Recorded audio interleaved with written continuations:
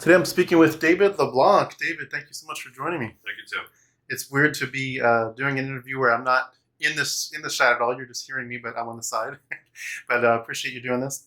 And could I ask, your last name is LeBlanc. Is that a French name? Yeah, it's a French-derived name. The etymology of the name is actually from Normandy, Okay, France, from a noble family. cool. It has different etymologies. I found out my particular ancestry, because I did some study on it, is coming actually from Spain. I don't actually have any French blood in me. Gotcha. I found out, but yeah, it's definitely a very French name. Very cool. Do you speak French at all? Ho ho, that's about it. Gotcha. Well, David and I live in the same area in right around Atlanta, and so we thought we would do the interview in person and hopefully some more in the future. But I wanted to hear David's story a little bit more in more detail, and so basically wanted to start with just could you tell us a little bit more about your background, especially as it relates to the Bible, to Christianity, and just where your starting point was as a child. Yeah, as a brief overview, I was raised in a marginally observant Roman Catholic family. My father was the oldest of three brothers, and all three brothers were typical middle-class, hardworking Frenchmen in Rhode Island, trying to make a way in the world without a college degree, which was the way. Back then it wasn't like it is today.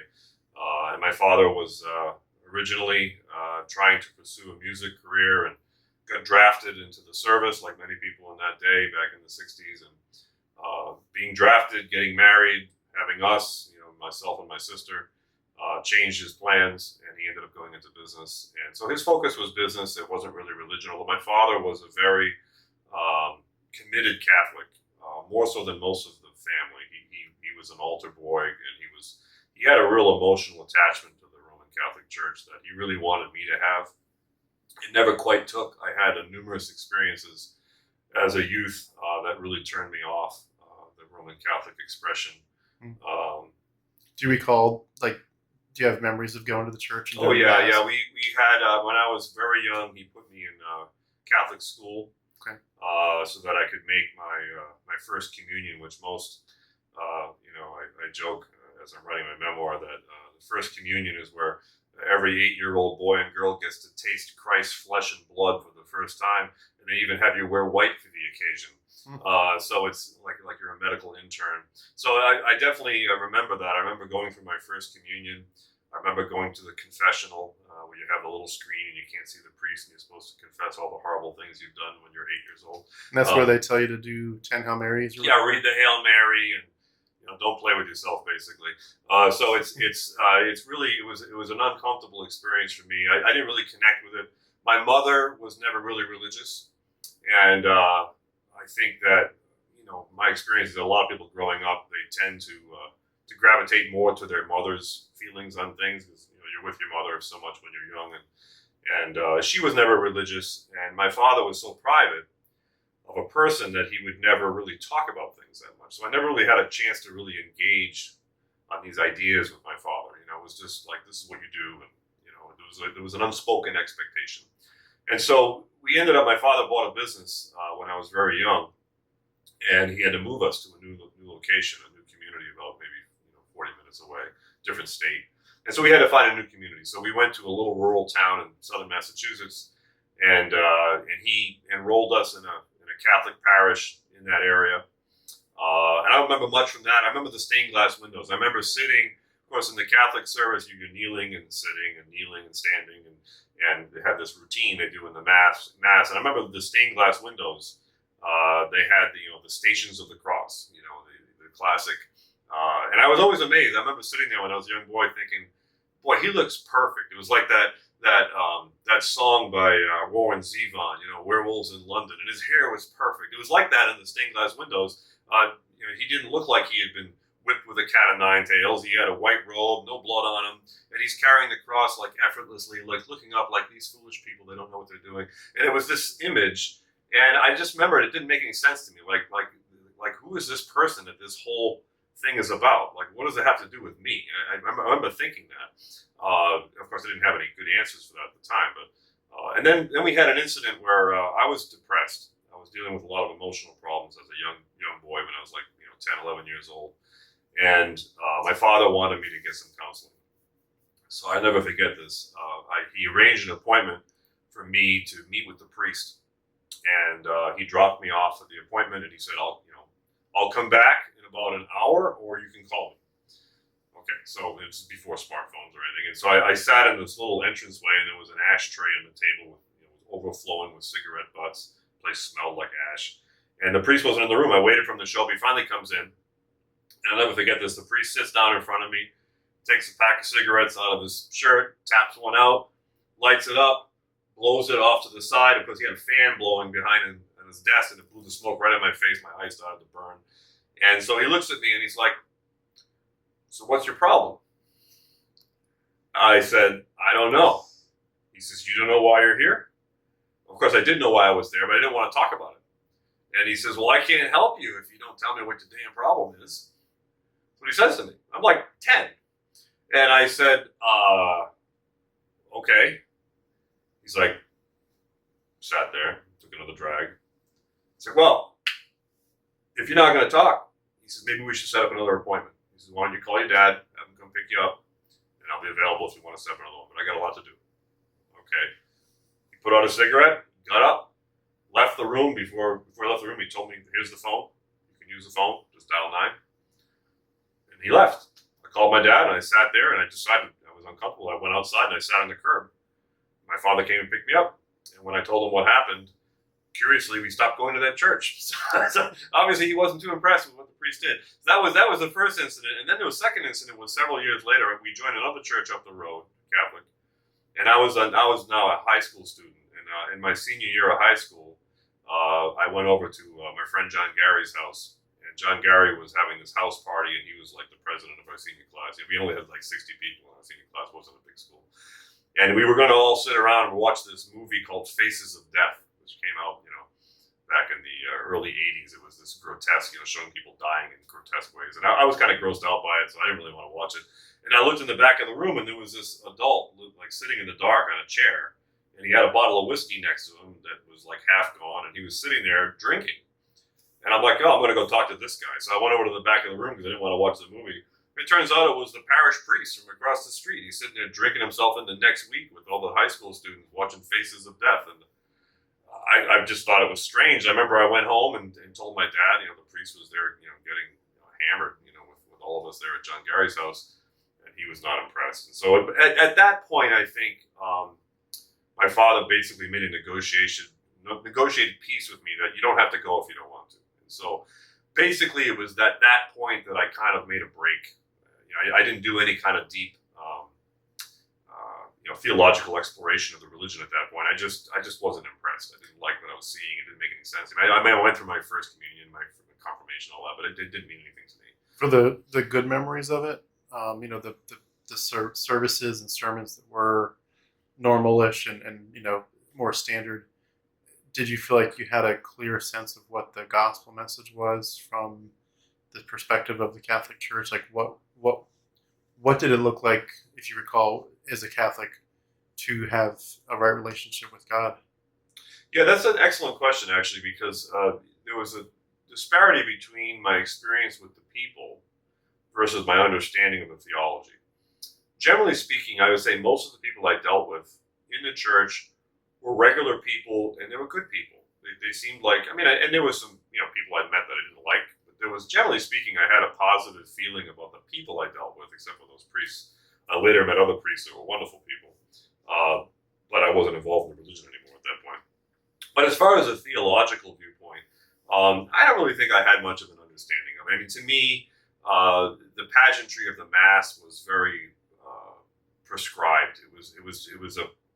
It was almost like the faith was shared through an acted out play more than it was taught. It was you had the missalettes that were in the pew, and they were basically, the diocese would prescribe the Mass for the upcoming quarter, and the priest would follow it. You'd have a little, the priest would give a little homily, I guess, a 10-minute. I don't remember any of those. They didn't mean anything to me, but as far as the religion itself, the best I could say was that basically that Jesus' blood was magic, and that you needed to have it, Otherwise, you were pretty much a goner, and you had to have the blood of Jesus. And it was, and of course, in the Catholic Church, you had, I don't know, it's different today. They've tried to become more seeker friendly now. But the Catholic Church back then, they would have this bloody, mangled man sitting on, hanging on a cross nailed to the back wall of the church. I mean, it was difficult to miss. You got this guy, he's got blood coming down his rib cage, and he's, and you're like, okay, this is the guy, and this is you, if not for him, basically. And that's what I knew. That's what I knew about the religion.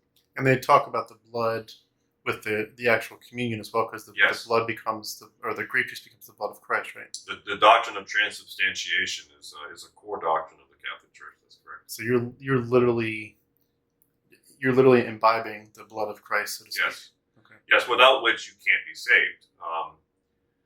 And what I learned later was that I'm getting ahead of myself now, but that actually is a core doctrine of Protestant Christianity as well. They just don't realize it. Yeah, it's true. They make fun of the Catholics for that doctrine, but they hold the same doctrine. Did you? I know there's some bad memories. Did you feel like, at least in terms of the theology and maybe the confirmation kind of classes, do you recall when it was not as much you with the church and you with the priests or the nuns, but just you with the teachings, you with God? Did that feel healthy? Did it feel good? Do you remember some times when maybe you prayed and you felt the peace, like, I'm on the right track here. God's watching out for me. He's listening to my prayer. As a Catholic, no. But I should qualify, because I was a very emotionally unhealthy kid. I had experienced sexual abuse at the hands of a scoutmaster for about 2.5 years. It wasn't severe, like you've heard some horror stories, but it was present. It was there, and it messed with my head in a major, major way. And so at the time that I was going through this process of trying to figure out the God thing, it was being filtered through what was really a contentious relationship with my father, combined with this experience I had, which brought tremendous shame on me, and which I didn't have an outlet to talk about. And I didn't want to talk about it with my father because I didn't know what he would do. So I was very emotionally disturbed at that time. I was not, I wasn't thinking clearly. And so it's difficult for me to really understand any kind of a positive, negative relationship I had with the religion called Catholicism at the time, because I was working through this very difficult process of trying to figure out who I was, why I had gone through this, and the feelings that I was having. I didn't have any kind of personal sexual crisis or anything, but it definitely affected my relationship with the opposite sex. It affected my view of myself in terms of how I was accepted by people. I was a bit paranoid, and I was in this transitional process from puberty coming out of high school. So and that's when this Catholic thing was really, as a young person, my memories of being young and the positive memories I have were more associated with family gatherings, getting together with people at the holidays, eating meat pie and watching football. And to me, those were the positive memories I had, listening to my uncles laugh and cut up, and make fun of each other. And just, my grandmother speaking French and not knowing what she was talking about. And so it was stuff like that I recall. I recall the cultural memories. Yeah. Religion just wasn't a big part of my family's life. And like I said, my father was very private. And he didn't talk about it much. And so it was kind of like he kind of like sent me off, and they teach you, and then he would get frustrated when they wouldn't teach me. But I don't recall really learning much as a young person. I was curious, but I wasn't progressing. I know a lot of people who came out of Catholicism talk about the guilt and the shame. Do you recall them putting much of a guilt trip on you for, being a sinner or whatever, or did you kind of step away from Catholicism before that took a really big hold in your life? Yeah, I think the latter. Yeah. I think I don't really recall wrestling with those ideas of feeling guilt and associating it with the church. Mm-hmm. I think because my involvement was so lax and sporadic, and I find this to be true for a lot of people that are not really observant of their religion, is that their religion is kind of like in a compartment. It's like, this is where it fits over here. We do this on certain days. And the rest of my life is real life. My real life is this over here. And then the religion thing, I put on a suit and I go, and okay, we bow at the right time, and then we go home. And that was kind of what it was for me. I remember remember Mass being my main goal in being Catholic Mass was not getting my father to whack me in the head. I didn't want him to be mad at me. Yeah. I wanted to make sure I knelt at the right time, that I wasn't looking around, picking my nose when I was supposed to be listening, that kind of thing. And I remember there was a few times, like I mentioned, the stained glass windows. I would just stare at the stained glass windows. I remember his hand coming and turning my head, like, and I'd want to look again, you know. So that's what I recall. I don't recall any of those feelings of feeling like the church was putting something on me, you know. Yeah, and you didn't go straight from Catholicism to a Protestant church. You actually had a transition of sorts. Is that right? Well, yeah. What happened with me was, in fact, it's a big part of what I'm writing in my story is the trying to wrestle through this so-called born again experience. So what happened to me is I was at college. Excuse me. Make sure my throat stays lubricated here. I was at college, and I was having a crisis because I was losing friends. I had a girlfriend who I was really fond of, and she was older. She was like 22, 23. I was 17 years old when I was a freshman in college. I was young, and I was dating this 22-year-old. She was a senior. She was a graduate student, actually, and she was a dorm steward, so she had her own like apartment, and I had like moved in with her, and so she had become kind of like my identity. Because she was older than me and I looked up to her, and the relationship didn't work out. It was probably doomed from the beginning, but basically we broke up.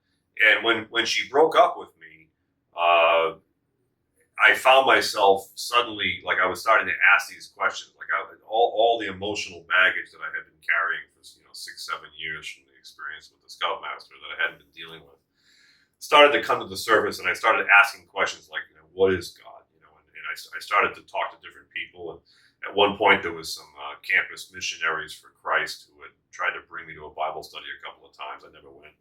And I was drinking. I was using drugs. I was following the Grateful Dead up the East Coast. It was just I had this friend group, and it was just I wasn't doing my classes faithfully. I was just really kind of a mess. I wasn't a disciplined kid. I was emotionally fragile. I didn't have many friends. I was very unskilled in socializing and making relationships. And so I was kind of in this place of instability. And then one night, I had tried to get to a Grateful Dead show in Providence, and I had stashed away a big dose of Berkeley LSD that I was saving for a special moment. And so this moment came. I had arranged a ride was supposed to come pick me up, and they never showed up. And I had dosed with a lot of I overdosed badly, and so I started having this trip. And if you know anything about people using LSD, it's very, the LSD trip lasts a long time. It's like a 12 to, in some extreme cases, as much as 24 hours. And you can have mercurial changes in emotions while you're on it. You can have very positive, almost nirvana type experiences, and you can also have the extreme opposite. And so when my ride never showed up, and there was very few people at the campus, it was spring break. So I didn't have, most of my friends were gone. Some of them were at the show. And I didn't really have anybody to turn to. And I found myself alone in my dorm room trying to go to sleep on 900 milligrams of acid. It wasn't going to happen. And my mind was going crazy. I won't even try to describe it. And so out of that experience, at some point I cried out. And I'm like, God, if you're real, I don't know if you're real, but if you're real, could you please stop this, because I'm losing my mind. And that was like, it stopped. Like all of a sudden, like the craziness in my head just like ceased. And I remember sitting up in my bunk, and I felt like I had just stepped out of a lake, like I was wet, but I wasn't wet. I wasn't even sweaty. I felt this weird cool sensation that my mind was doing this to me. And I remember getting up and going down the hallway with 2 quarters to use, no smartphones. This is 1986. And I used the payphone in the hallway to call my father. It must have been like 1:30 in the morning. And he was like, what's going on? And I told him he needed to come get me. Like right now, he needed to come get me. So what happened to me is I had this experience. So I had this psychological catharsis, this moment, where I felt like I cried out to God and something happened. And it was a point of crisis. I was at emotional crisis. I was freaking out. And my father came and got me. And he was a real hard line about, like, he was really disappointed to find out that he needed to come get me because I was under the influence of something. And I remember going home. It was like an hour's drive to get from the college to my house. And the whole ride home, he's telling me, I'm not paying for this. This is over. You're going to get a job. You're going to learn to pay the price just like everybody else. There's no free lunch. There's no free, this whole narrative.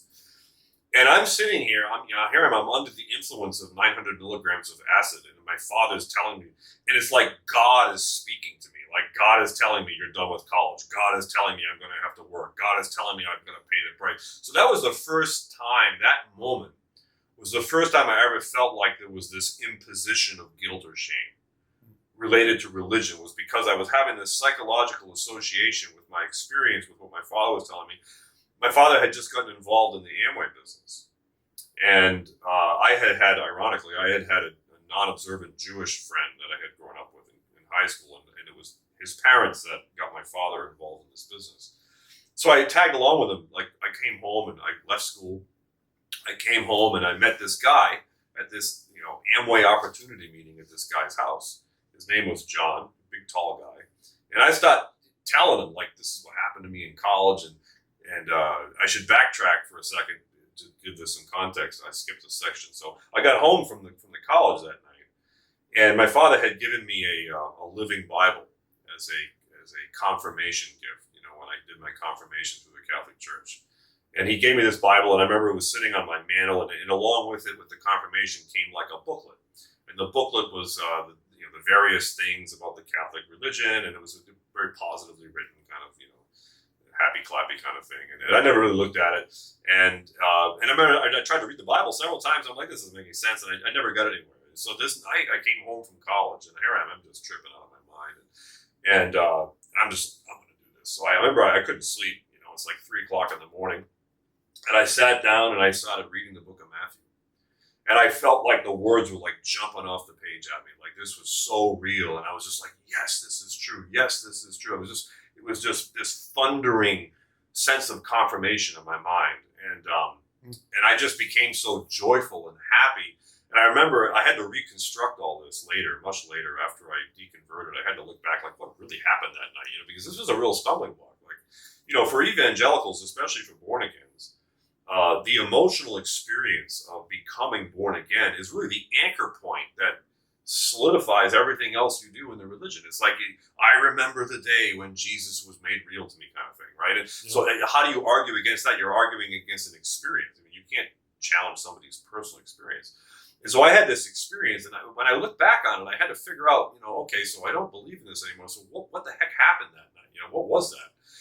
And I remember now, it's funny how your mind will suppress certain information to help you confirm your preconceived bias. The mind will play tricks on you. And you have to focus on being able to look at reality, not your impression. And so when I look back on that moment, I remember, now this was all part of my salvation testimony. I used to tell thousands of people this. And so it's like 4:30, 4:45, maybe 5 o'clock in the morning. It's springtime, so whenever the sun comes up at that point. And the sun was coming up, and my window faced east. My father had this big field. He had a duck pond back there. And I remember I read the entire book of Matthew. At one time, I looked up, I had all these Grateful Dead and Led Zeppelin posters in my room. And there was a Led Zeppelin poster I had of Robert Plant, the lead singer, and he had a dove on his wrist. He's on stage somewhere, and he had a dove on his hand. I remember looking up, and the dove flew off his hand, and I ducked, and I thought the dove was going to hit me in the head. And then I looked up again, and so I know that I was still tripping. Although, for many years, I forgot that. So I used to tell people, this is my conversion story. This is how Jesus was made real to me. But I forgot about that. Like, I was still under the influence of the drug, very, very clearly. And so I went forward to my bedroom window at one point when the sun came up, and I remember just flinging the wooden window open. And of course, I just finished reading the book of Matthew, so everything is in this spiritual context. But I remember the birds sounded like they were singing so much brighter than I'd ever heard before, and the trees are swaying in the breeze, and the sunlight is coming through the leaves, and the mist is coming off the duck pond, and everything was just so beautiful and serene. And I'm like, all I could think of is, oh, God loves me. This is God's hand. I mean, He's made it okay. He's real. He made Himself real. I feel, for the first time, I had this psychological release of the oppression that I had been living under for 7 years, of feeling like I was a dirty, rotten, disgusting person because of what had happened to me. That I just felt so bad about myself. And it was like the first time that I felt like that had been released. Like I was able to smile again. It was okay. And my poor mother was so confused. I mean, I met her downstairs afterwards, and she's got her robe on, and she's just like, what is wrong with you? And I'm like, it's okay, Mom. It's gonna be okay. Everything's fine. God made himself real to me. And she was like, well, that's good, I guess, but your father said you can't go back to school. This is not good. I'm like, yeah, he said that. And I'm like, it's not even registering in my brain. I'm not even thinking about the implications of that. But looking back on it, really, I mean, today, I believe that what most people experience that they call being born again is really the best equivalent I can come up with. It's like a psychological orgasm. Like you have this barrier in your mind, and you reach a place that we would call a sudden place of belief, where you suddenly say, oh, like you've come to a new understanding of something, and there's a cathartic release, a psychic release, and you feel like you've broken through a barrier. And now that feeling is what you find with a lot of people, a lot of Christians that are in the evangelical world, is most of the religious practice and functionality of their understanding of their faith is the chasing of a recreation of that feeling.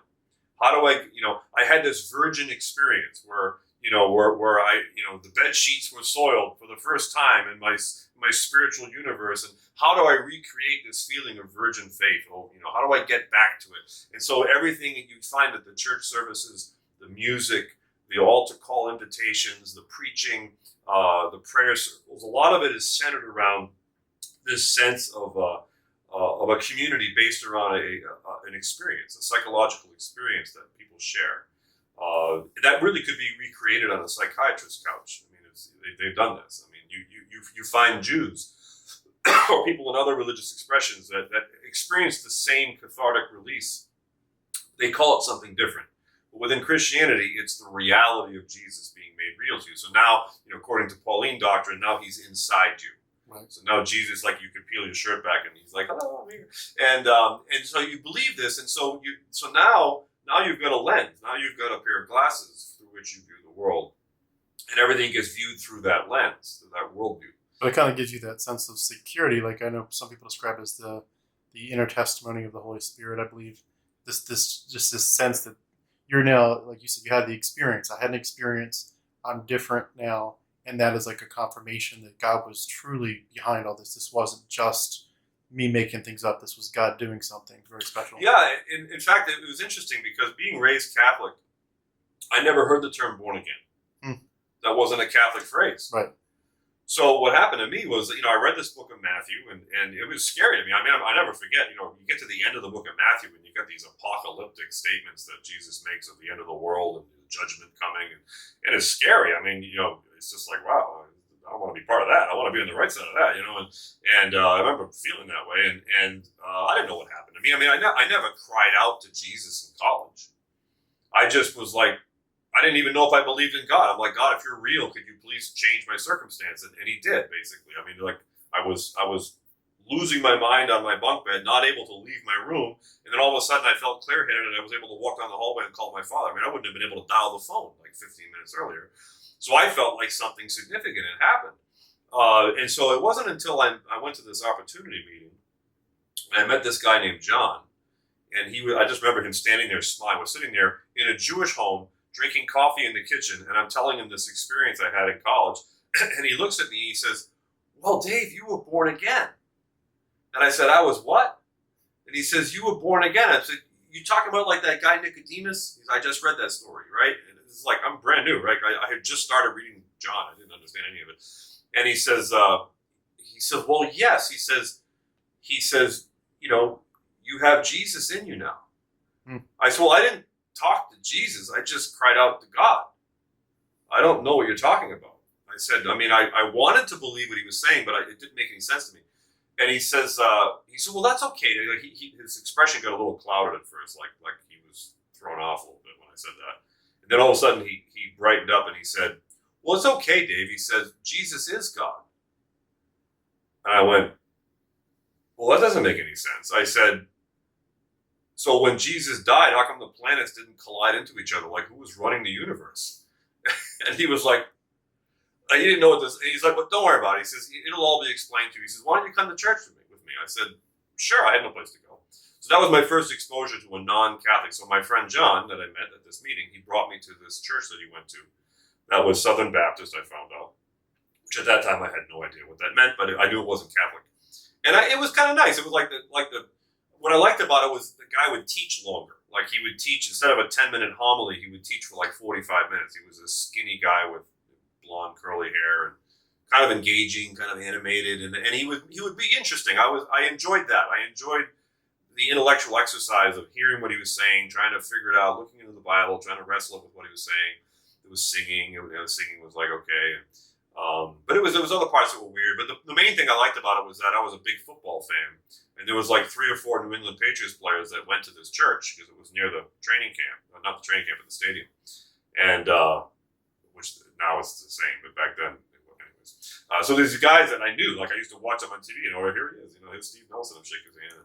And that was cool. I enjoyed that. Like Matt Hasselbeck, the former quarterback of the Seahawks. He was in the youth group at this church when I was going there. So I met these guys, and so that was kind of cool. I liked that. That was like, name drop stuff. I was into that. But I didn't really, because I was going, it was like an hour away to get to the church. I was only going on Sunday mornings. So I didn't really get involved in the community. So I didn't really know like what their religious life was all about. I just went on Sundays. And him and I, John and I, would memorize scriptures together. I still remember some of the scriptures we memorized. And that was fun. We pray together.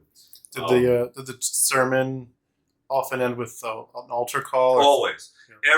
Every sermon in this church ended with an invitation. And so I was in it to win it, man. I went forward every single week.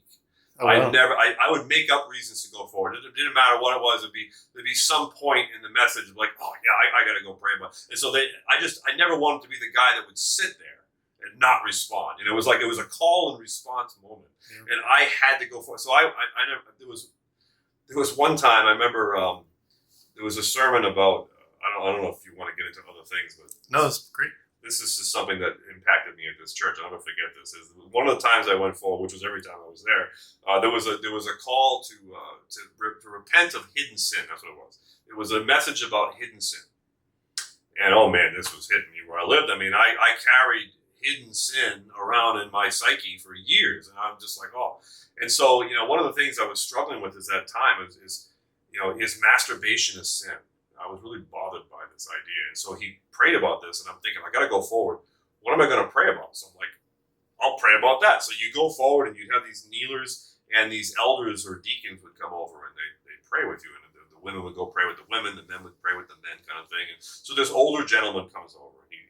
At that time, he seemed ancient to me. He's probably my age, No, but anyways, he comes over, and I remember him being, kind of grayish, and he kneels down next to me, puts his hand on my neck, and he's like really close to my ear, and he's like, "How can I pray with you, brother?" And I said, I really just want to pray out, this masturbation thing. I think it's wrong. And I remember the guy squeezed my neck, and he was like, "Hey, can we go over into this room over here and pray?" So they had these like private prayer rooms, like for really serious issues. Go private, Like if you just had an everyday confession, you could do that before the congregation, or if you're going to get saved, you definitely want to do that before the congregation. But if you had something private, we have a prayer room, and you always see like the people go into the private prayer room, and the women would be like whispering to their husbands, like, "I wonder what they did," And so I went to this prayer room, and I remember the guy, he just wanted to kneel on the carpet. We didn't use the chairs that were readily available. We kneeled on the carpet, and I remember him putting his hand on my neck, and he starts to weep, and he starts to pray.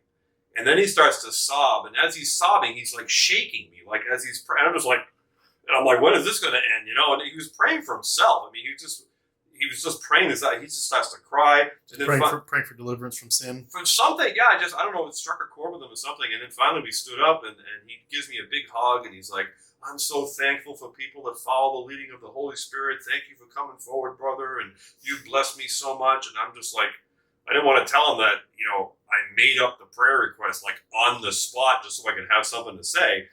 God forbid I would tell him that, because this guy's having a moment, And so, and I just never forget that. Who benefited from that? It was him, It wasn't me. But whatever. I felt better. I felt some sense of, at that point, of course, I believed, and I felt like, well, this was a good thing that I did. I felt like I did a good thing, like God was happy with me, kind of thing. With the altar calls, could I ask, did they clarify with you through their teachings at this point enough about the gospel that you noticed the difference between the Catholic and the Protestant? Meaning, the Protestants would often make a point of saying our uniqueness of our message, and they didn't just mean their message; they meant the gospel, the Bible's message, is that it is grace plus nothing. Yeah. And they would often say the Roman Catholic Church is so distorting of the truth, meaning you're praying to more than God. In the Bible it says you go to God through Christ. End of story. You don't go through Mary or the saints. So you got prayer wrong.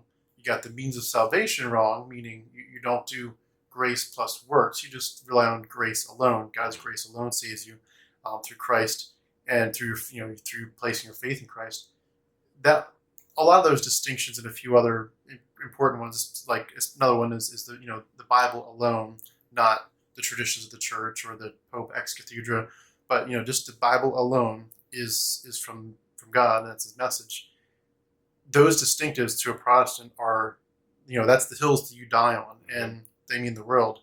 Do you feel like that was starting to be clear to you from the teachings, and did you understand at that point, like if I kind of stick with this theology, I'm diverging from my past, or did it feel more like a evolution and a merge? No, those are good questions. I think those were issues that came up as time went forward. Okay.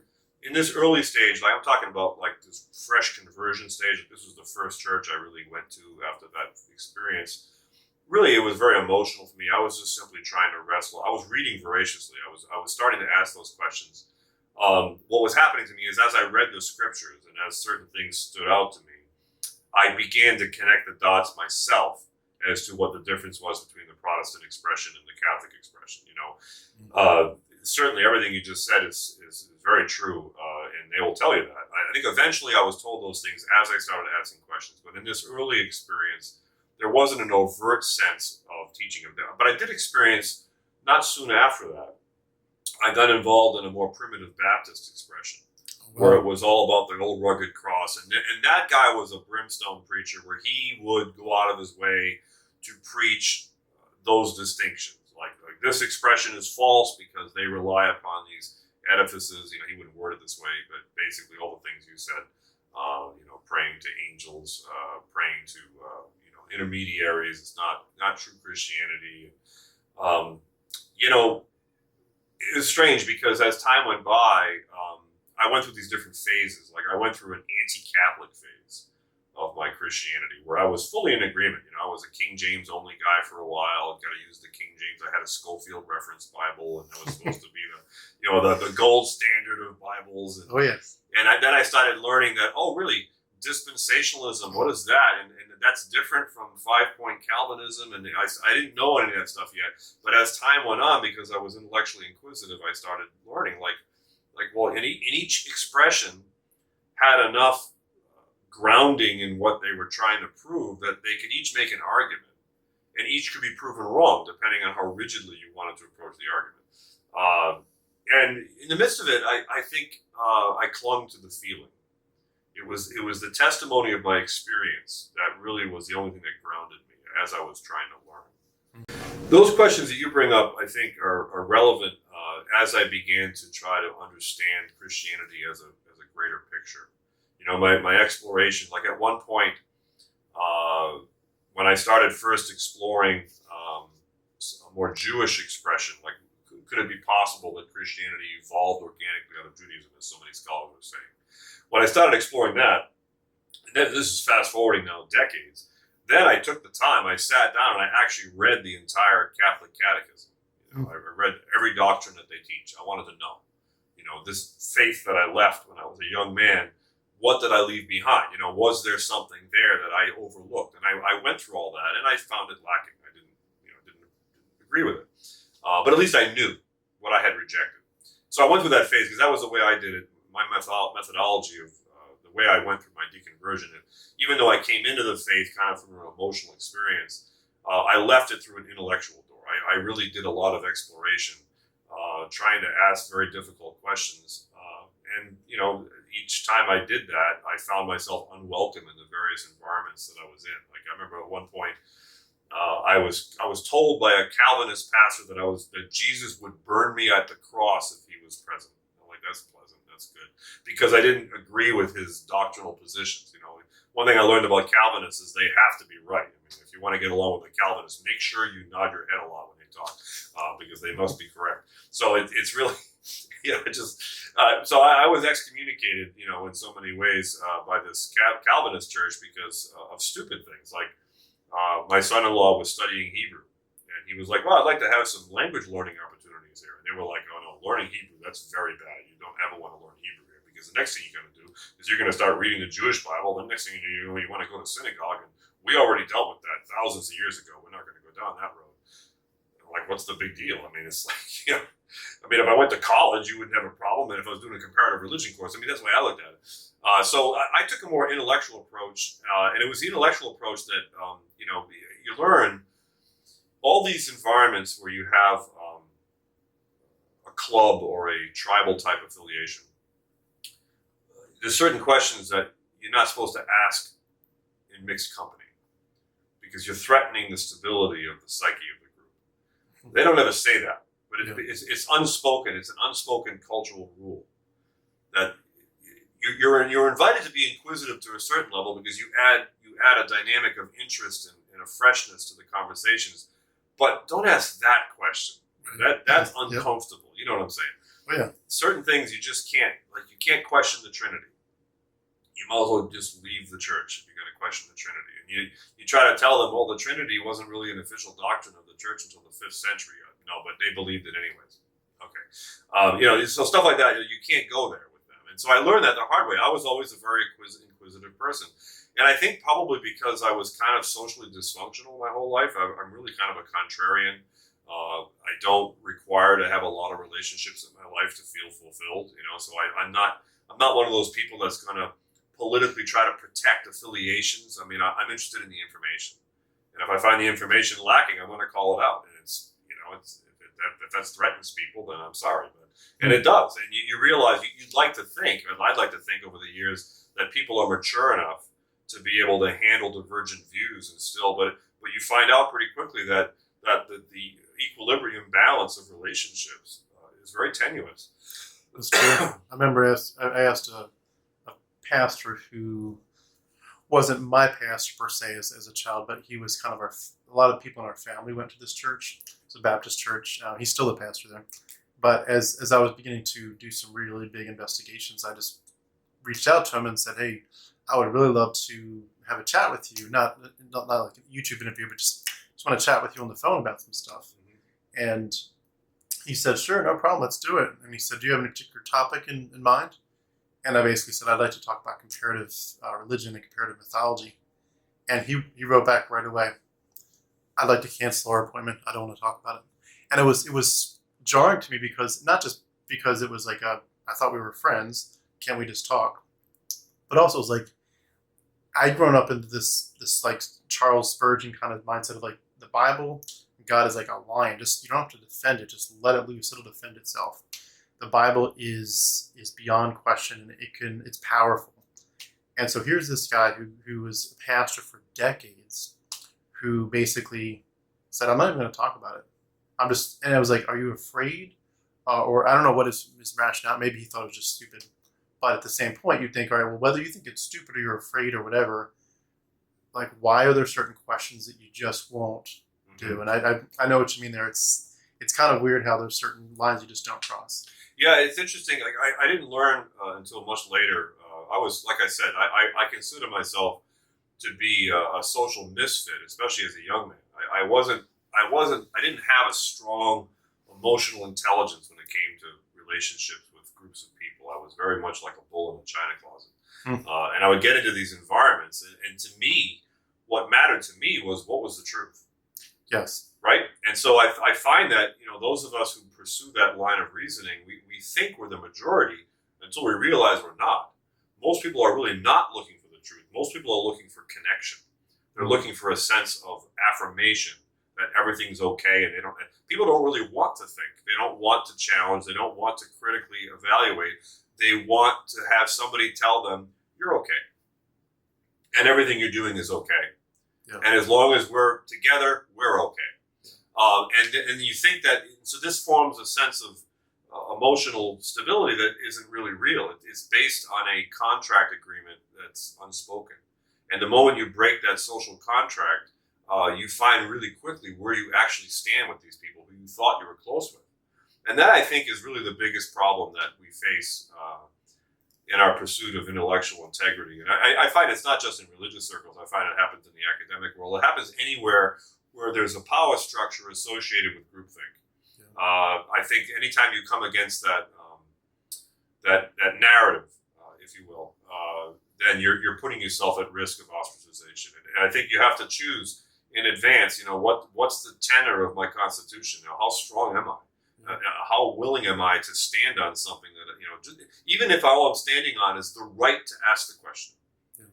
Yeah. The freedom I have to exercise my individual liberty, not in an American sense, but in the sense that I am, therefore I think, therefore I am. I guess the idea that as a philosopher I can question existential concepts without needing to necessarily agree with something that you've already written down. I can explore this. Yeah, I mean, this is a really healthy thing that we should encourage. I know you got into that even exponentially more in your deconversion, but before we go to that stage of it, I know you went into ministry for a while. Mm-hmm. Could you tell us a little bit more about how you got prepared for that and what that was like to be in a church and actually in a position of leadership? Yeah, so there's different components to that question. So the first part would be, how did I get myself to a place where I would be open to being in ministry, I guess. What I found, I'll answer that question in a particular way. I think that it gets ignored, and this is something that I think is important to address. I find that the more extreme your religious worldview is, the less likely you're going to find satisfaction in doing anything in life that isn't associated with active involvement in that worldview. Yes. Right? So it's difficult to feel a sense of life purpose if you're convinced that the only purpose in life is your religion and your perspective. And so I think that's really what led me into the ministry, was that, like many people that enter into, especially evangelical Christianity, Protestant forms of Christianity, there's less of a sense of belonging by being part of the confession, like you find in a Catholic expression. And you find it as well in a Jewish expression, where you have a sense of ethnic identity that transcends the religion. In Christianity, evangelical Christianity, your identity is your confession. That's what gathers you together. And then further, the subset of that confession is the denominational expression that you align yourself with. So the Methodists don't go to church with the Baptists, and so forth and so on. So the ministry angle comes into play when, if you're serious about your faith and you're a Christian, it's considered, although people don't tell you this, you just assume that all people who are really serious are going to be a pastor, an evangelist, or they're going to do some type of backroom ministry. They're going to do support. They're going to somehow, some way, your life is going to revolve around your efforts for the kingdom of God. Whether it's on a full-time paid basis or you're just, you're going to live for Jesus, and your life is just going to get dragged along the path as you do it. Would you say that a lot of the motivation for that is related to the idea of people's souls literally burning in hell forever? Like, was that a factor of just like, if the worst case scenario for this person, that person, the worst case scenario is you're going to go to hell. Yes, you might lose out on peace with God, you might lose out on a great life, but the really big kicker in this is not time, it's eternity. It's the fact that you're going to be in torment. Did that motivate you much? No, not at all. In fact, really? That never entered my mind. And I find, honestly, it's interesting you bring this up. This is really an excellent line of questioning, because in my opinion, the main reason why this happens, why people pursue this mindset, is not because of that. It's because of imitation. They read the stories of the New Testament. They read of Jesus saying, "Oh, you're going to follow me? I have no place to lay my head, buddy. So if you're a rock star, let's get to it." My world is, I'm with the guys on the Harley out on the highway. I don't have a place that's stable. So if you're going to follow me, guess what you're not going to have? You're not going to have everything that the world wants. The world wants stability. They want there's this competing drive that we have as evangelicals. You have this competing drive. You want what everybody else in the world wants. You want a stable life. You want economic security. You want your nation to be stable. You don't want to live in the midst of war. But really, if you're truly sincere of your faith, none of that should matter to you. You should be willing to die for the message. And then you see that exemplified by Paul. So you see it in Jesus, and then you see it in Paul. So Paul, he's this radical guy. He's willing to go before the founders of the church and say, whatever these people think they are means nothing to me. My vision comes directly from on high. So Paul's this, he's this guy. He's this maverick. He stands up against the authorities. He speaks to kings. He's willing to get beaten with lashes. They stone him to death, and he rises up and says, that's nothing. It's a flesh wound. Let's go preach the gospel. And so people read these stories of Paul and of Jesus, and they're like, you can count on me. I'll do that. And that's the unction, I think. It's not so much that if I don't do it, other people are going to suffer. It's the embarrassment. It's the sense that if I don't do it, I'm not a true disciple.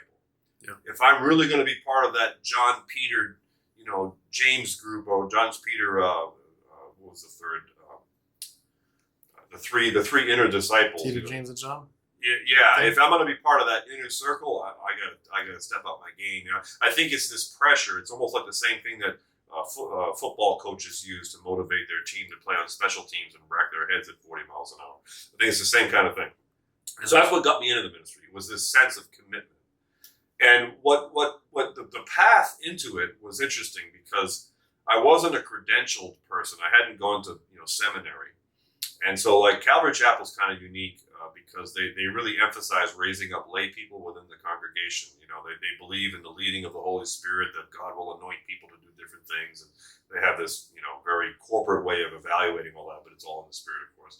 And so anyways, so I got involved in Calvary Chapel, and so they started identifying me as, if I could be cynical about it, as a sucker that would do basically what they asked him to do. And so I was willing to serve. And so I served in all these different capacities, and I was eager to please. And so, Dave, he's led by the Spirit because he wants to make us happy. He wants to do the thing.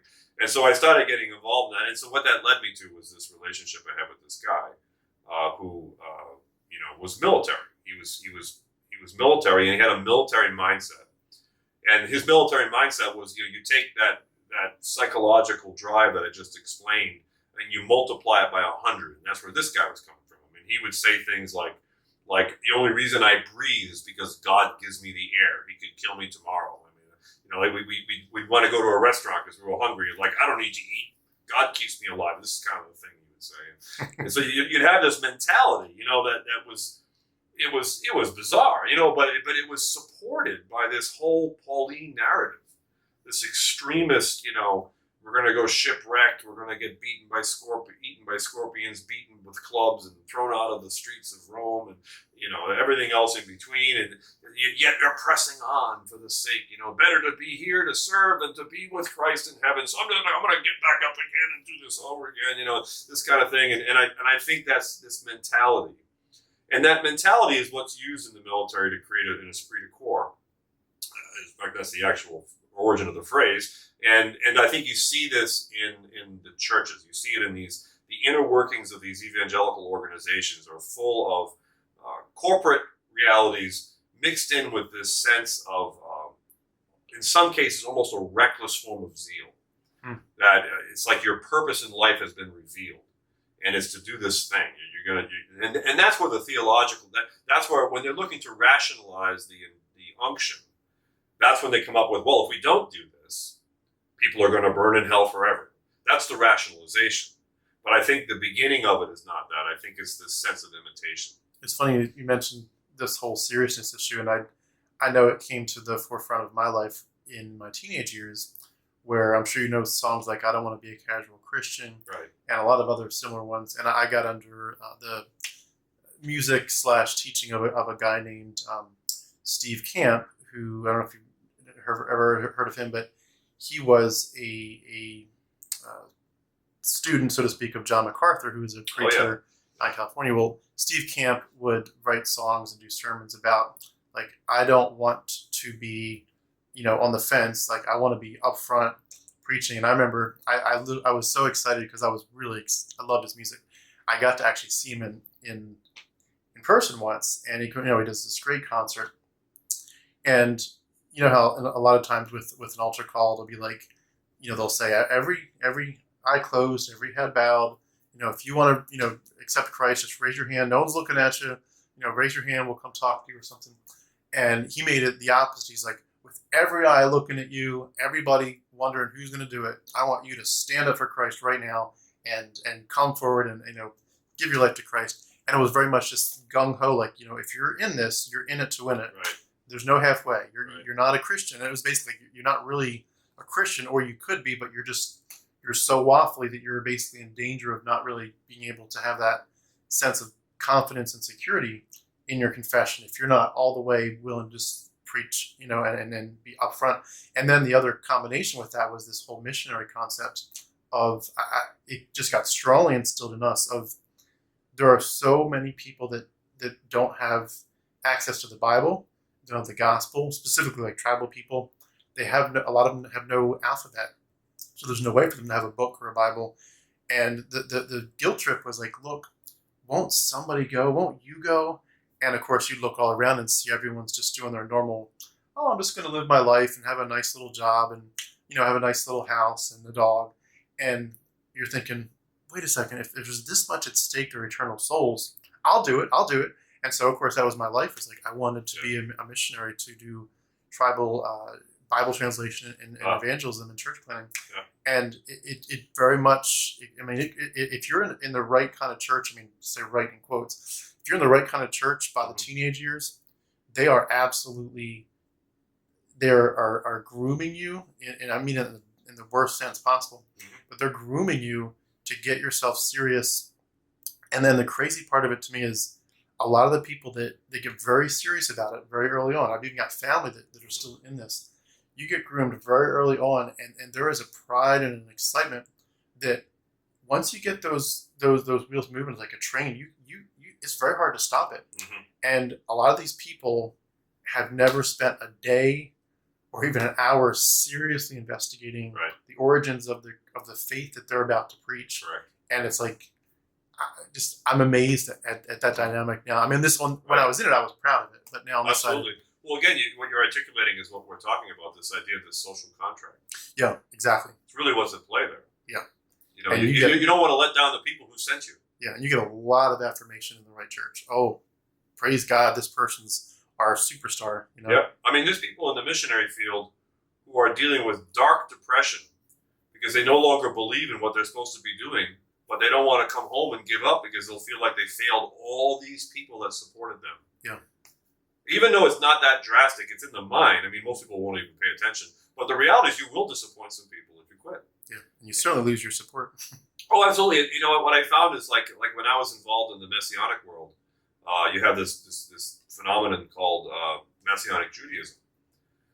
And there's a triumphalism within it because they think, oh, we've gone back to the real roots of Christianity. We're practicing Judaism like the first followers of Jesus, but we believe Jesus is the Messiah. So we're a cut above the average Jew who still has scales on their eyes, according to Paul. They don't believe in Jesus. So they have this triumphalistic attitude. And what happens to them is that they don't realize that they're projecting this, and so that anyone who's in that group, like these people, these Messianic Jews, most of them are not Jewish. They'll listen to rabbis teach that are not Messianic. They don't believe in Jesus, but they'll listen to them teach. But if one of their own, like I did, were to defect and leave the group, now I'm considered dangerous because I've given a path now to where their own cloistered hen house can escape. Yeah. Oh, there's a door over there. The door leads over there. And that's kind of interesting. No, you don't want to look at that. He's an apostate. And so you have this, you have a lot of these social contracts that become articulated as doctrinal positions that really are just a matter of protecting your own house. Yeah. We've built something here. Don't you want to preserve it, kind of thing. Don't rock the boat. It's just like being part of a company. Yeah. And so what was your role in the church as you did start doing ministry there? Yeah, it was kind of a unique situation. It was a very small church. I mentioned the man who was in charge was kind of military in his approach. But at the time, we were close friends, and we thought it was going to work great. And so basically, I wore every hat. I was a teacher. I was over we had a men's group. I was in charge of that, and I was basically, we shared the load, but there was visions of me basically being the youth pastor, which that ended up not really happening because we didn't really have any youth. But difficult when you don't have anybody there to talk to. But basically, I was everything. I mean, we used to do a lot of service projects. It was a very unchurched, non-religious area.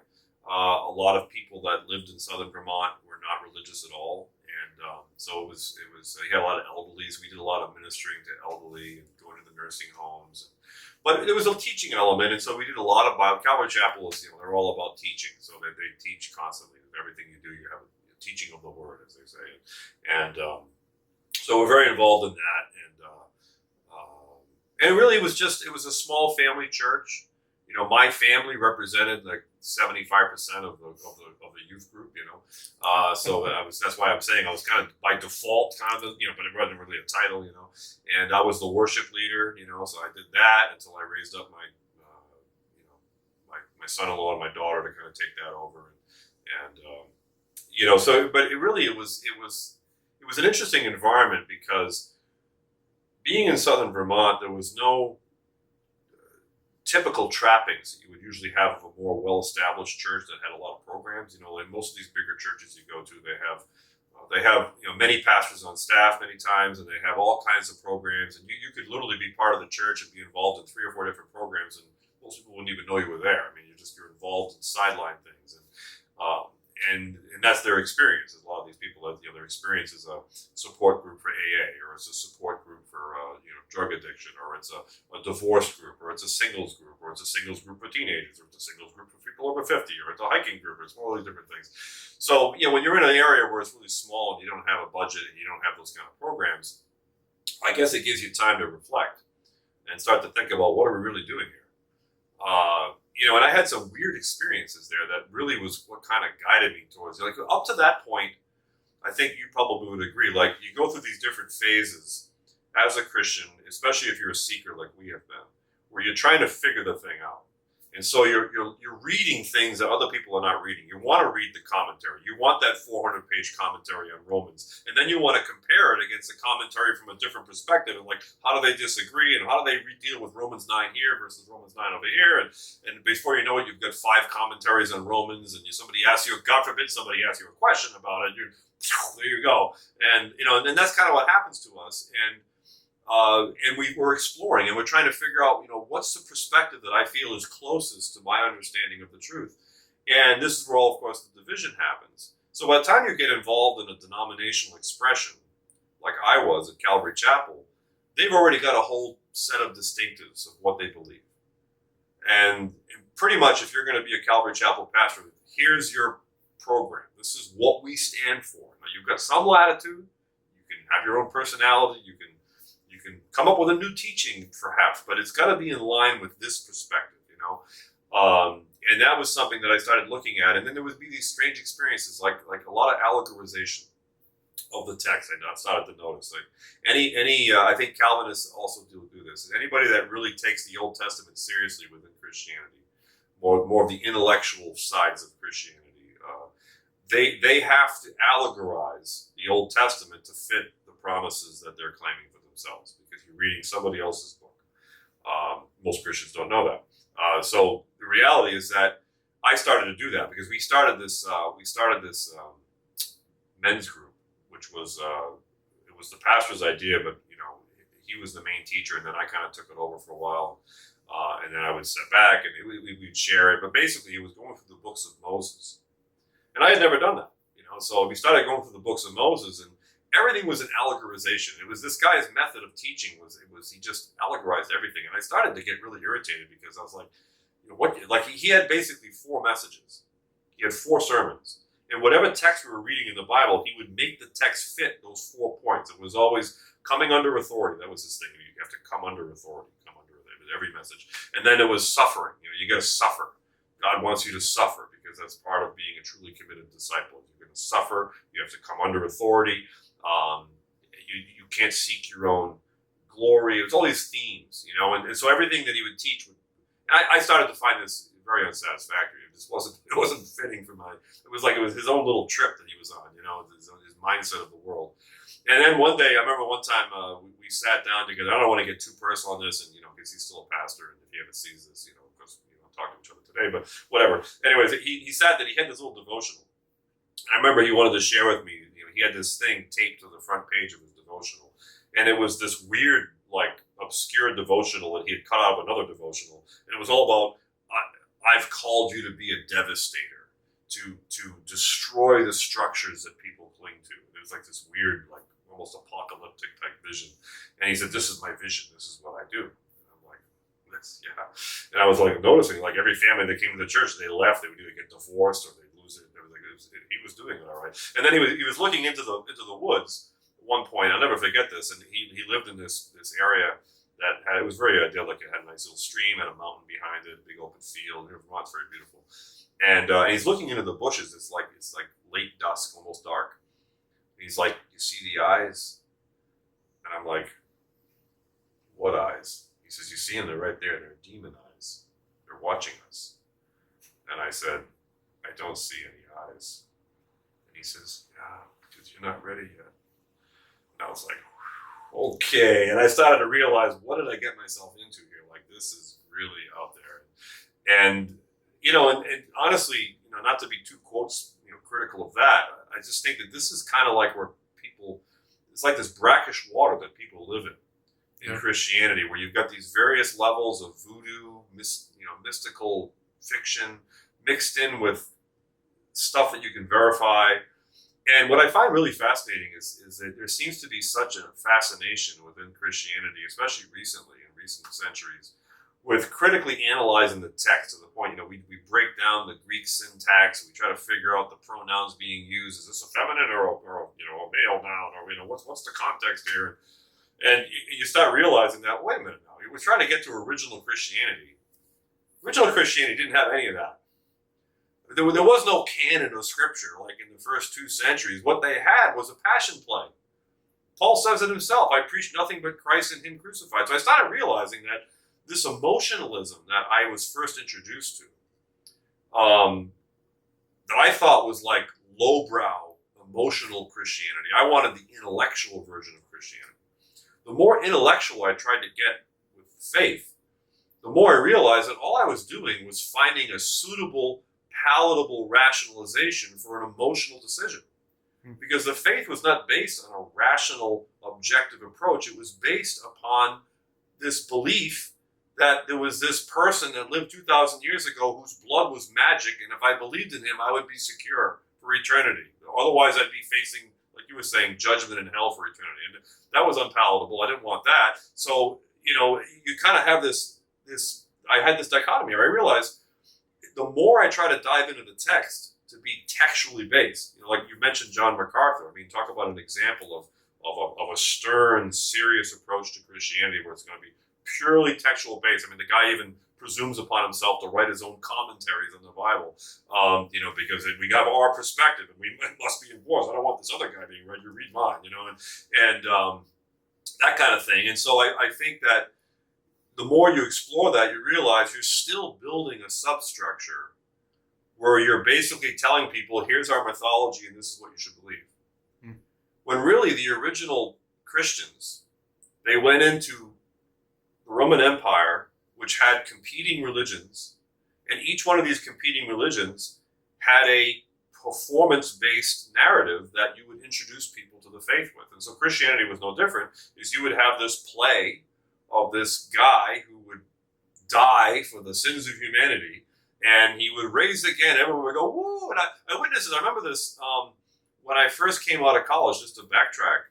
I was working at a nursing home. And this was a big moment for me. When I reflected back, I remembered how significant this was. I had forgotten for many years. But I was working in a nursing home, and I was a dietary clerk, and I was taking menu selections for these elderly people who were dying. Many of them were bedridden, and they couldn't even go down to the dining room. And you try to talk to these people, and you realize that they've outlived everybody. They've outlived their family, their friends, their spouse. Some of their children, some of their grandchildren have died. And this is something they don't get over. Their most cherished possessions are their photographs of their dead loved ones. And it was amazing to me as you're dealing with all these elderly people who they were raised and lived their entire life in Christianized America. Many of them had been in church their whole life, and yet the question on their lips was, what did it all mean? Because they were struggling trying to find meaning. Why am I still here when everybody I care about is gone? And I didn't have answers for them. And I had been trained at that point. You have to share the gospel with everybody you meet. I couldn't do it with them. I remember being a 19-year-old kid. I could not share the gospel with a 96-year-old woman who was dying. Like, what is Jesus going to save her from? Her memories? I mean, what am I supposed to preach to her? It didn't make any sense. Even at a 19-year-old kid, when I was fresh in this new perspective of belief, it didn't make sense to me then. And at that point, I remember I was invited by these two nurses to go to an Easter play at an Assemblies of God church. And as you know, Assemblies of God, very charismatic, very demonstrative, gifts of the Spirit, the whole thing. And fine for them, whatever, it's not me. But I went to this play, and we got there late, so I had to go in the balcony. Big church. It was the biggest Assemblies of God church in Worcester, Mass. And huge attendance, and they did this every year. And I remember the scene. It was like the next to the last scene where they show Jesus coming out of the tomb. And it was this big production, right? So you got the stone rolls away, the horns start playing. And then as the stone rolls away, there's an explosion from inside the tomb, and this white light flashes, there's sparks, there's dry ice, there's smoke, there's thundering music, the lights are dimmed, and out comes the silhouette of Jesus walking out from inside the tomb, silhouetted. It was almost like watching, a football team being introduced at the beginning of the Super Bowl, and he comes out of the Super Bowl, comes out of the tomb. And I remember watching this, and I remember this was amazing because I'm in the balcony, I'm looking at the audience. Everybody jumps up, and they weren't prompted. They get up, and the reaction. Some people were clapping, some people were just standing there. But there was all these people. There's one guy. I remember there's one guy. He looked like he got shot, like somebody shot him in the ribs. He just goes down on the ground, and he's like riffing on the floor, just like.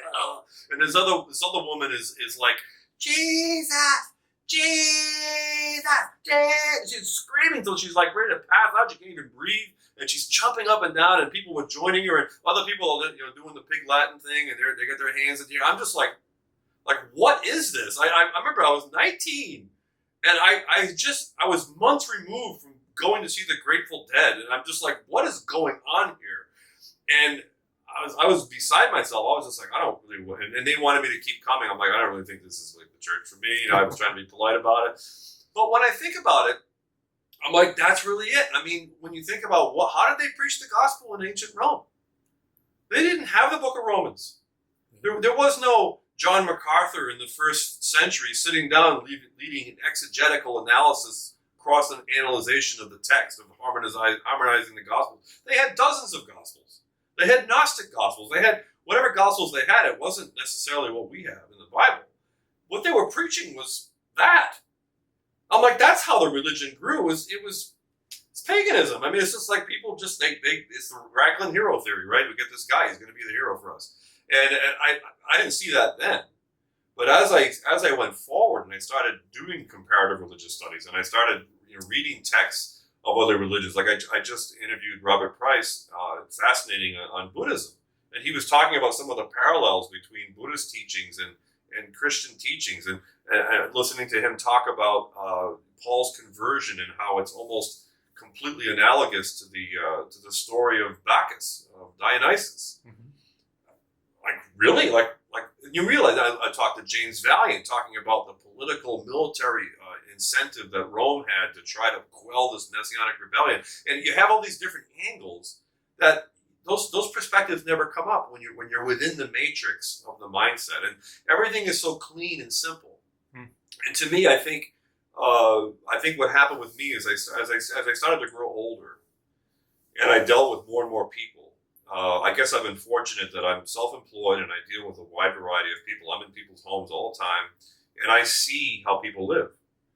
And people are a lot more alike than they are different. I don't care what religion they're part of or what religion they're not part of. People basically if they live in America, they're living with American values. What are those values? Well, we're in the midst of cultural change right now, so those values may change over time. But ultimately, people tend to conform to the place where they live. So I think what happens with religion, and I've seen it in Christianity more prevalently because it's what I've been involved in, is that depending on the level of cloisteredness that your community has, you're able to create a more or less homogenous experience depending on how much you leave out the outside. So you find that, the more austere or rigid forms of the faith, they tend to put restrictions on things like television or movie watching or certain types of movies or phone usage or things that, you could make obviously some good arguments from a psychological mental health perspective of why you shouldn't be on your phone all day. But generally speaking, you have, like I remember when we were Baptists, you weren't allowed to watch Harry Potter. Why? Because it's magic. Oh, the gospel's not magic? Oh, okay.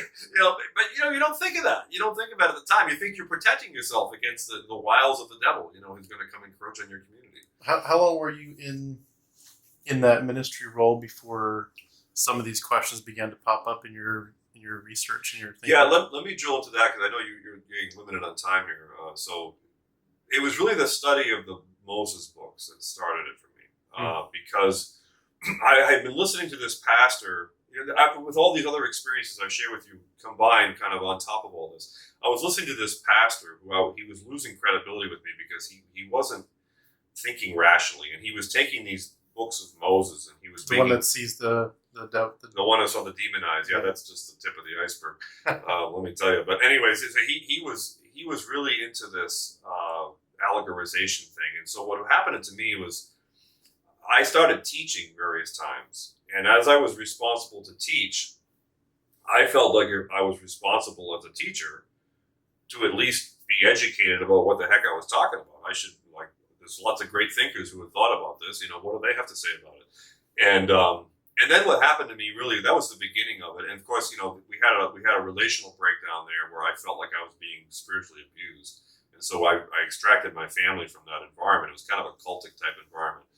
And we got out of that, and once I got out of that, somebody had handed me I went to a play with my daughter, like a ballet actually, and this guy handed me this Messianic commentary on the Torah, written by a Messianic Jew, and I was the thing that opened my eyes was that I started realizing that the Jews had their own tradition of interpretation, and it just the simple thought that, whose book does this belong to? I mean, this is the Jewish book. And it was the first time in my life that I had ever realized that Christians were actually rejecting Jewish interpretations and inventing their own about the Jewish scriptures. And I was like, what? Because that never occurred to me. My whole time in the church, I just assumed that this triumphalist view that the Christians had the final revelation and that the Jews were idiots and they didn't know how to read their own Bible. I mean, I wouldn't have worded it that way, but that was basically the presumption. That was the unspoken opinion. Yeah. And that they rejected their Messiah. They rejected their Messiah. God has allowed them to remain in ignorance. So you can't trust them for revelation. They don't have the Holy Spirit. They don't have inspiration. They don't have the gift of prophecy. None of these things. So therefore, their testimony is, whatever. It's good for them. But one of these days, they'll wake up.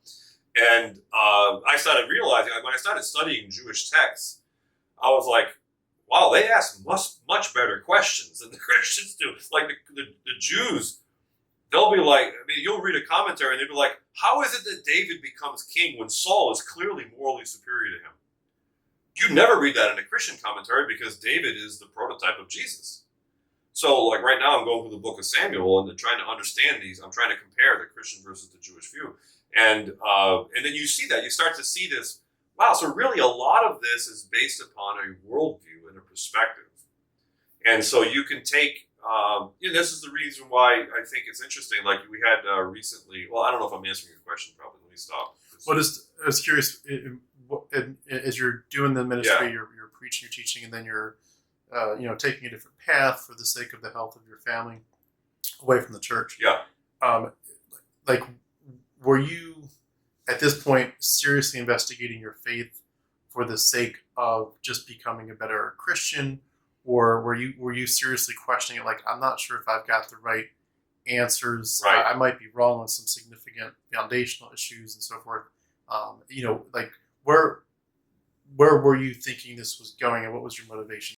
So the big thing was the Trinity. Mm-hmm. So until that happened, up until that point, my inquiry was with the presumption that Christianity was true I just needed to find the right answers to the questions, and this denomination hadn't had it, this denomination didn't have it, and I agreed with this, but I didn't agree with that, and I was like, I had this hodgepodge where I was grabbing and cutting and pasting from the various different things that I was learning over the years, but there was never a point during that process where I ever wondered if Jesus was real, or if the claims of Christianity were fundamentally flawed. I mean, that hadn't occurred to me yet. I was just trying to figure out the proper way to understand the New Testament, like many people. The walls started to cave in when I started. I was studying the books of Moses again, trying to get it from a different lens. After 8 years of studying it from the psychotic, charismatic allegorization lens, and I came across in Exodus this passage where God supposedly says to Moshe, "You're going to be as God to Pharaoh."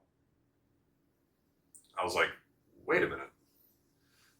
I saw a parallel there. I'm realizing, well, that's what Christians are told they're supposed to believe about Jesus, that Jesus is going to be as God to them. But no Christian teaches that Moses was God. But they teach that Jesus was God. So how does that change? And so without going into that whole thing, I basically, with a lot of research over a period of about a year, I studied everything I could get a hold of. I basically came to the realization that the Trinity was a made-up doctrine of the church as it developed.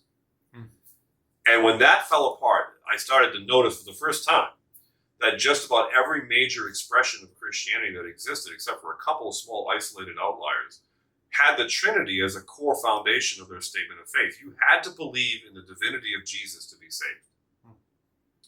And that was a point of crisis for me, because I was like, well, first of all, I don't find that, except in various passages in John, I don't find that in the New Testament. That seems to be an imported doctrine that was added on. Secondly, that's certainly not what Judaism teaches. And Christianity is trying to base its foundation upon the authority of the Jewish Bible for its foundational authority. Otherwise, it's just a pagan mystery religion, which ultimately is what I think it is. But at that time, I'm thinking, I have to fix this. So I started trying to figure out, how could I contextualize Jesus as a savior figure without being divine? And that was the question. And so I found groups that believed that. So I started engaging with them. So a lot of this is happening on Facebook groups, these private groups. So I'm engaging with these other Messianics who have debunked the divinity of Jesus idea, but they found texts within Judaism where they can justify the belief in a Messiah figure who was not divine. Well, there was problems with that too, because now you're dealing with recontextualized Jewish ideas that happened after the exile, as they're trying to figure out why they lost the temple. And you don't have this concept of Messiah ben Joseph, Messiah ben David. It doesn't show up until the 2nd century of Common Era. So this is after the loss of the temple, when they're trying to figure out, what is this? What happened here? And so I started exploring all these different ideas, and as I started doing that, I started realizing that all the things I had been told about, Jesus fulfills these prophecies, and he, read this passage and read this passage, and how do you explain Daniel 7, and how do you explain, Psalm 22, and all these things. And all of a sudden, I remember I had one guy tell me, he says, if you shot an arrow into a tree, provided you could hit the tree, but if you shot an arrow into a tree, and then you walked over and painted a target around where the arrow hit, you'd look like a pretty good shot. And I realized that's what they did. They simply took passages that fit the narrative and said, well, look, our story fulfills this. Yeah. Well, easy for you to say if you're the one that wrote the story. I mean, that's not much of an accomplishment, but yet I never saw that. And when it gets institutionalized, now they call it typology, and it's like this whole big structure of all these fulfilled prophecies, and it's just a rewrite. It's a rewrite of somebody else's story. You're copying someone else's legends who, they may have put it together from other legends, and you get this story that continues on down the pike.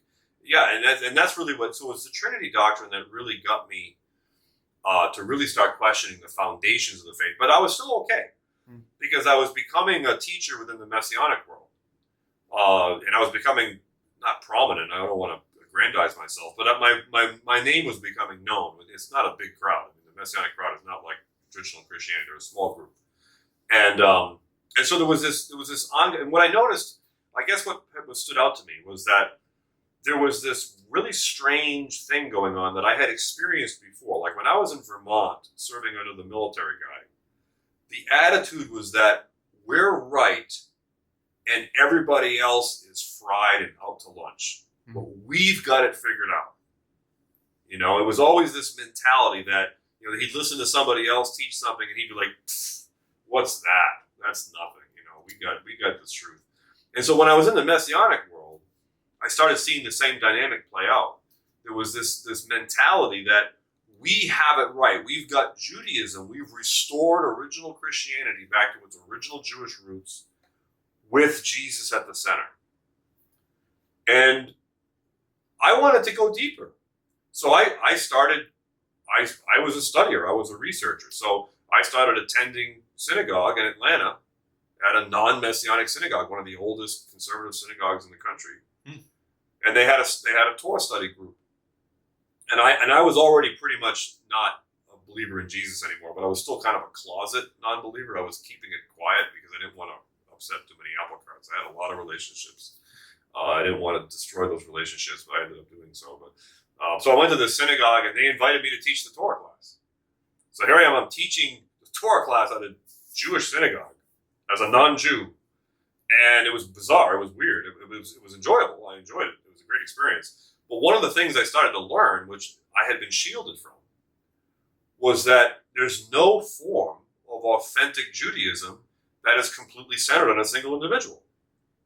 So I was like, where did the Messianics get this idea? And I realized it's just an extension of the triumphalism of Christian doctrine, but now they've added on a prayer shawl and a kippah and a tzitzit, and they're walking around looking like Orthodox Jews, but they're Jesus followers. I said, this is a problem. This is Christian cross-dressing. This is all this is, right? And so I'm like, what they've done is they've invented a new religious expression. And that's all they've done. And so I was like, I can't be part of this. And so at first I'm like, there's got to be a way for this to work. And then I realized there wasn't. And as I went deeper, I started asking more questions. And then I started asking questions about, so I'd read these critical scholars.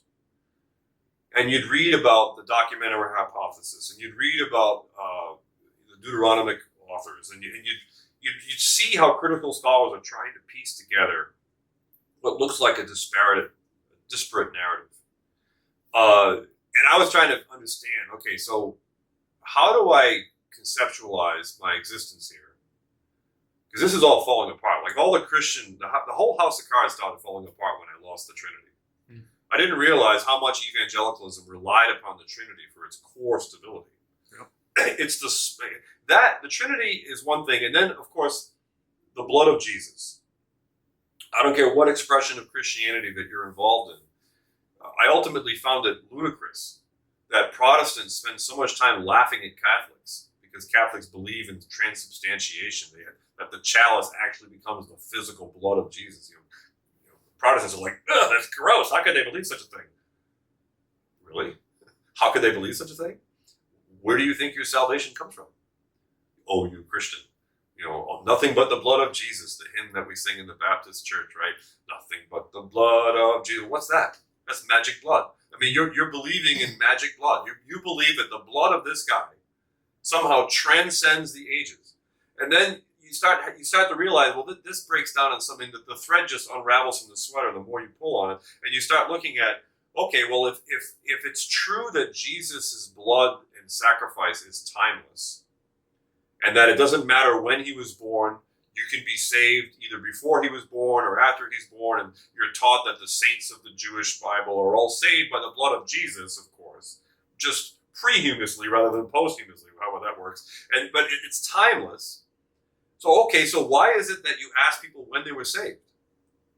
They have this constant conversation in the church, like, when were you saved? Like, when did you become part of the club? Oh, I remember the moment. Well. I was here, I was there, I was this old, and this guy prayed with me, and whatever. And people love it when it's an emotional story. Like, share your testimony, it's a good story, Well, how is it possible that you can have a moment in time that you're saved if the blood of Jesus transcends the eons? I mean, Jesus' blood either covers you and the whole world and makes it righteous, or it doesn't. What's this demarcation of the sheep and the goats? How is it that you're saved, but we have to go save them? Like, how am I responsible for the soul of some kid in India? If Jesus' blood is that powerful, I mean, doesn't the one cover India? I mean, come on. I mean, like, what are we doing here? Like, this is a game. And I started looking at things. I especially noticed this when I was trying to study from a more Jewish perspective, trying to get the Christian text in a different lens. You look at the book of Romans, which has the famous Romans Road, but yet you got Romans chapter 2, where Paul clearly states that those who violate the law will be judged by the law. Well, how does that work?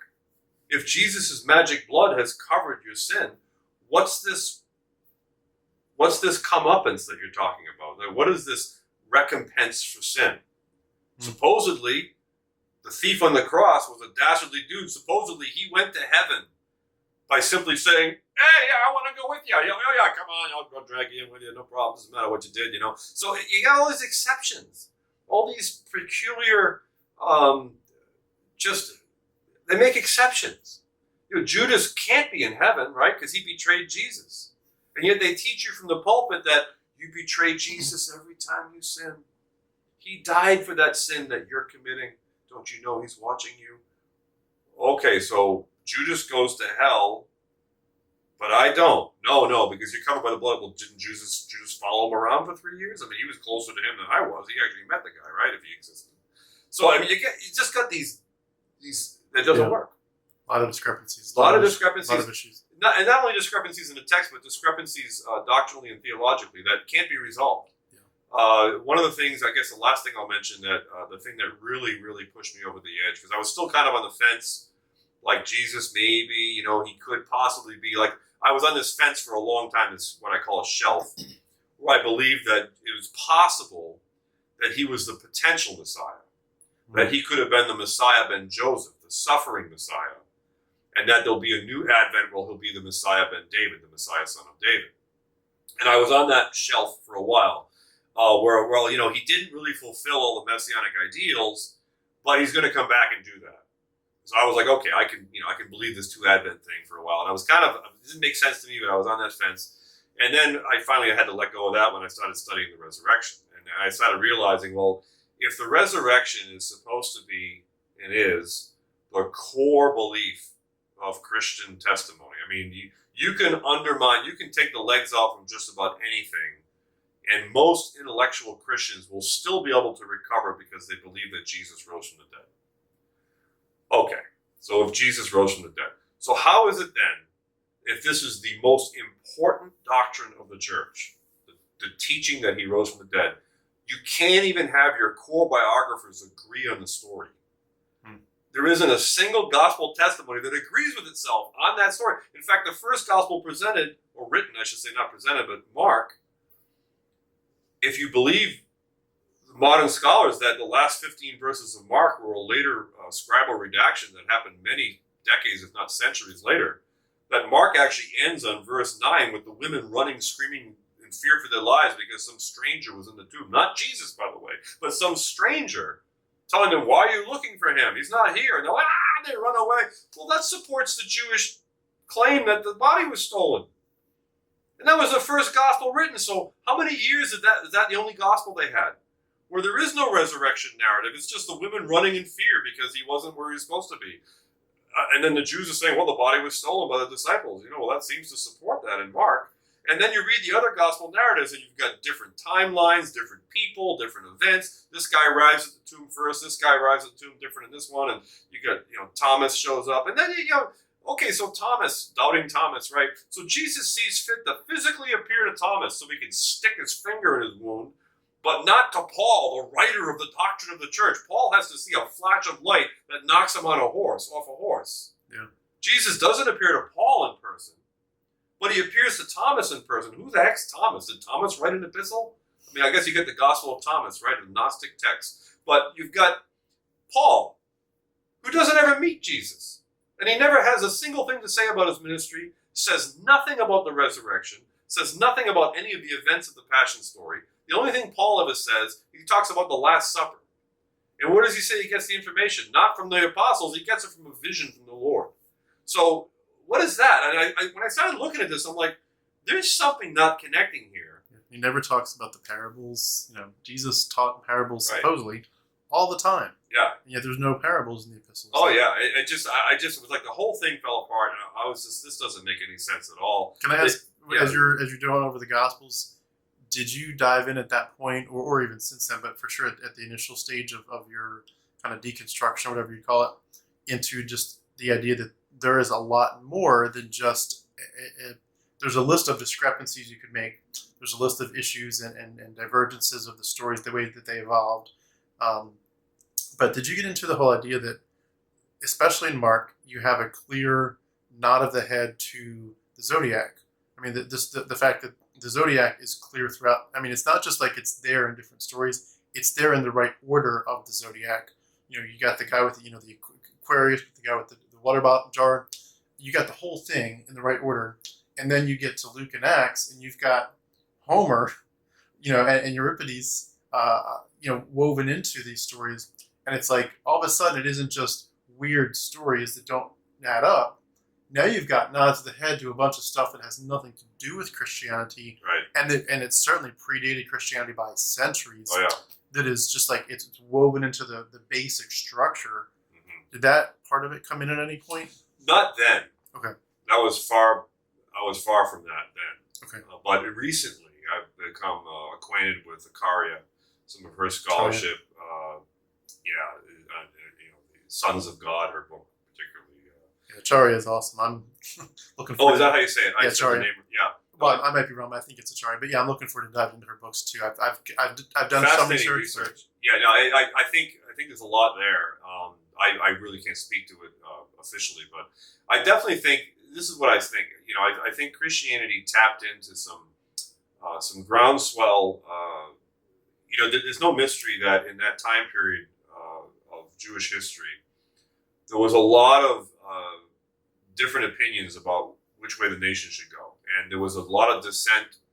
They had both the Greek occupation, they had the Roman occupation.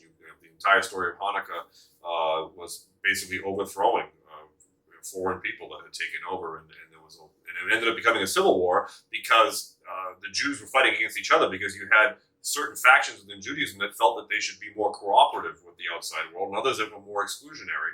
And you see that repeating itself in the Jewish-Roman War. You see certain undermining elements within the Jewish world that are cooperating and even conspiring with the Romans, such as Josephus. And then you have other elements that are stalwart. They're going to die in Masada. They're not going to ever give in. And you have that tension, and it seems to betray the fact that there was certainly not a uniformity of opinion about what was true spirituality. You had all these different elements, and I think the Roman expansion and the Greek expansion exposed the Middle Eastern world to philosophical ideas that were not necessarily agreed upon by the more exclusionary. Like you got Philo, for instance. Philo is a Jew who, he's credited with the promulgation of the Logos theory, which others say that like I just did this interview with Dr. Price, that the Logos theory has a lot of similar elements with Buddhism and Buddhist thought. So it's very interesting when you see all this. You see this kind of a desire to syncretize. Mm. And so when I look at Christianity now, to me, I think Christianity, because of its Stoic elements and many of its adherence to certain conservative type personal behavior values of restraint and sexual purity, these ideas that come from Stoicism, you see these represented in Paul's teachings. And I find that as a result, I think Christianity had, whether it was intentional by design or not, it had certain substructures within its belief system that transcended the pagan elements, and it became something that was a little bit more ethical oriented. It was more of a you can tell a Christian by X, by this behavior, which I thought was somewhat unique, and I think it gave it some legs to survive, and it also gave inadvertently or overtly, it gave the Roman Empire moral grounds to make people obey them. Mm. So when Rome is expanding Christianity beyond the level of its military force, I think Christianity became a psychological force to where you could control groups of people through psychological means without having to necessarily have a garrison in place. Well, David, I just want to say thank you for doing this. For the sake of time, we're going to cut off here, but I have a whole bunch more questions, probably at least a dozen questions, and I know you probably have a lot more to the story that you want to share. So I appreciate you doing this, and I feel like I'd like to do it again soon if you could. Great. Hear the rest of the story, and I especially want to hear kind of where you've gone since then, because you've taken us right to the point of your deconstruction, thinking through it all, putting it together and taking it apart and putting it back together again. You've done a lot of digging, but you haven't just come to the point of saying everything that I thought needed to be rethought. You've actually come to a point of saying I've got some good thoughts to replace it, and I'd like to hear more about that because I know you've come to some convictions about how life should be lived, how philosophy, and just a lot of stuff that, and especially I know you mentioned Kabbalah as a part of some of your studies and what how it informs some of the spiritual heartbeats of a lot of other people and how some of that's impacted you positively. So I'd love to dig into that with you. So if you're open to it, I'm open to at least one more session, if not more, just to kind of say, hey, let's dig into the meat of this because there's a lot more. Yeah, no, I appreciate the opportunity, and it's been fun. Cool. Well, thank you so much for doing this today, and I can't wait till the next time. Definitely, and look forward to seeing your channel grow, and you've had some great guests already, and I'm honored that you would ask me. So thank you. Likewise. Yeah.